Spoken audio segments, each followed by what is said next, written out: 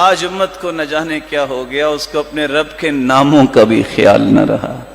وہ جس طرح میرے پیارے بھائیو اللہ کی ذات جو ہے وہ یکتا ہے،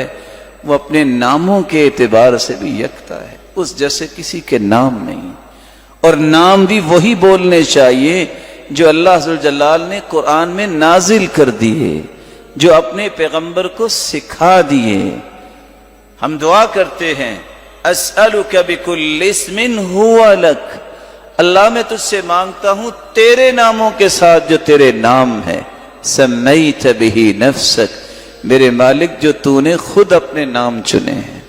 او انزلتہ فی کتابک، یا تو نے اپنی کتاب میں اتار دیے ہیں، او علمتہ احدا من خلقک، یا تو نے اپنے پیغمبروں کو سکھا دیے ہیں، او استأثرت به فی علم الغیب عندک، اللہ جو تو نے نام اپنے پاس رکھے ہیں، میں ان ناموں کے ذریعے تجھ سے مانگتا ہوں میری اس ضرورت کو پورا فرما دے۔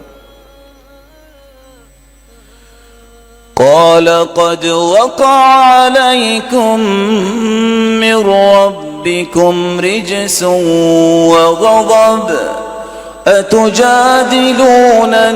في أسماء سميتموها أنتم وآباؤكم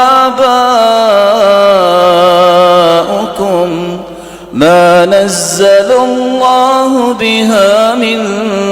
سلطان۔ اللہ کا غضب، اللہ کا قہر ان لوگوں پہ پڑا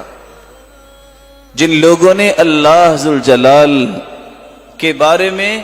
تو سوچا نہیں، اپنے بتوں کے نام ایسے رکھ دیے، ان میں جھگڑنے لگ گئے، کہنے لگے یہ سچا ہے۔ مشرکوں نے بھی ایسا کیا، لات منات عزا اس کو پوجنے لگ گئے، اور آج طرح طرح کے نام دنیا میں معروف ہیں، اس نام سے لوگ پوجا کر رہے ہیں، پکار رہے ہیں، التجاؤں کا رخ ان کی طرف ہو رہا ہے۔ اللہ کے نام وہی ہیں جو قرآن میں آ گئے۔ جو لوگ بتوں کے ناموں میں جھگڑے پہ تیار ہیں، ان کو اللہ کے نام سے پیار نہیں رہا، ان کو اللہ کی ذات سے پیار نہیں رہا، ایسے پہ اللہ کا غضب ہی ہوگا، اللہ کا قہر ہی ہوگا، اللہ انہیں کیسے پسند کرے؟ آپ دنیا میں سوچیں نا، جو کسی کا نام سننا پسند نہیں کرتا اس سے کبھی محبت ہوئی ہے؟ جو اللہ ذوالجلال کے ناموں کو ہی پسند نہیں کرتا۔ اس لیے میں یہاں ایک گزارش کروں گا کہ آپ کوشش کیا کریں کہ اپنی زبان پہ خدا کا لفظ نہ لایا کریں۔ خدا جو ہے اس کی جمع خداؤں بھی آتا ہے، اللہ کا لفظ ایسا مبارک ہے، نہ اس کا تثنیہ ہے نہ اس کی جمع ہے، یہ صرف اللہ کے لیے۔ دنیا میں بھی جتنے بادشاہ اور جتنے دعوے دار آئے، کسی نے اپنے آپ کو اللہ نہیں کہا، کسی نے اپنے آپ کو اللہ نہیں کہا۔